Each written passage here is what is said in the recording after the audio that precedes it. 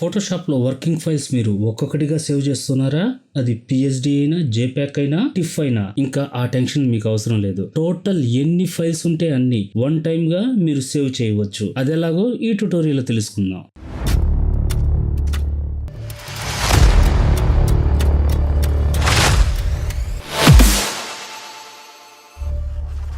Welcome to creative space graphic designing. నేను మీ guys. క్లాస్లోకి వెళ్ళిపోదామా? వెళ్లే ముందు ప్లీజ్ వీడియోకి ఒక లైక్ చేయండి, షేర్ చేయండి, సబ్స్క్రైబ్ చేసి బెల్ ఐకాన్ని యాక్టివేట్ చేయండి. ఇటువంటి ట్యుటోరియల్స్ మరెన్నో మీకు నోటిఫికేషన్ అందడానికి. ఫోటోషాప్ లోకి అయితే వచ్చేసాను. ఇక్కడ నేను ఒక 6 ఫైల్స్ తీసుకొని ఉన్నా.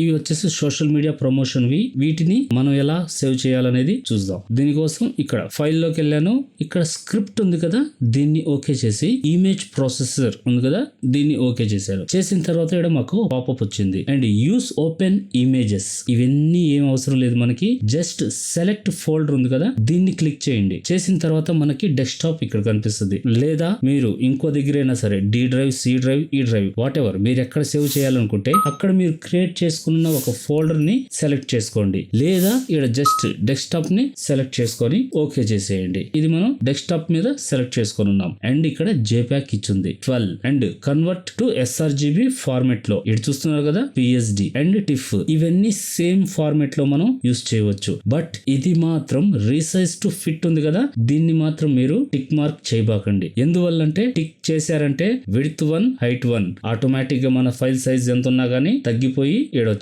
సైజ్ మీరు పెంచుకోవాలనుకున్నప్పుడు మాత్రమే ఇక్కడ ఉన్న సైజ్ కన్నా పెంచుకునేది పెట్టుకోండి. లేదు అనుకున్నప్పుడు మీరు ఇది జస్ట్ అన్చెక్ లో ఉండేటట్టు చూసుకోండి. ఈ రన్ యాక్షన్ అండ్ మిగతాయి మొత్తం ఏమీ అవసరం లేదు. ఇక్కడ ఉన్న ఆప్షన్స్ ని మాత్రం మీరు ఫాలో అప్ అవ్వండి. అండ్ అయిన తర్వాత జస్ట్ రన్ అనేది క్లిక్ చేయండి. చేసిన తర్వాత జస్ట్ ఒక ఫ్యూ సెకండ్స్ టైం తీసుకుంటుంది. ఎవ్రీథింగ్ ప్రతి ఒక్క ఫైల్ ని సీక్వెన్స్ గా సేవ్ చేసుకుంటూ వెళ్ళి ఒక ఫోల్డర్ లో మనకి సేవ్ చేస్తుంది.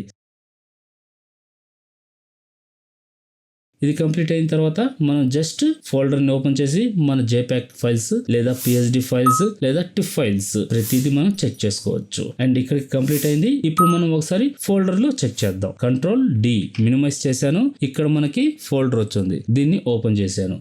చూసారా, ఇక్కడ ప్రతి ఫైల్ మనకి జేపాక్ లో సేవ్ అయిపోయింది. మీకు జేపాక్ రివ్యూ కూడా ఇచ్చాను, చూసారు కదా ఎలా ఉంది. ప్రతి ఒక్క ఫైల్ ని మనం సేవ్ చేయవచ్చు. ప్రతి ఫైల్ ని సపరేట్ గా సేవ్ చేయాల్సిన అవసరం అయితే మనకి లేదు. అది జేపాక్ అయినా, పిఎస్డి అయినా, టిఫ్ అయినా. చూసారుగా ఈ ట్యుటోరియల్ మీకు ఎలా కనిపించింది? ఈ ట్యుటోరియల్ కానీ మీకు నచ్చింది, హెల్ప్ అయింది అనుకుంటే ఈ కైండ్ ఆఫ్ ట్యుటోరియల్స్ ఇంకా మీ ముందుకు తీసుకురావడానికి ప్లీజ్ వీడియోని లైక్ చేయండి, షేర్ చేయండి, సబ్స్క్రైబ్ చేసి మీ సపోర్ట్ అందించండి. నెక్స్ట్ ఇంకో మంచి ట్యుటోరియల్ తో మీ ముందుంటాను. అప్పుడు దాకా బి క్రియేటివ్.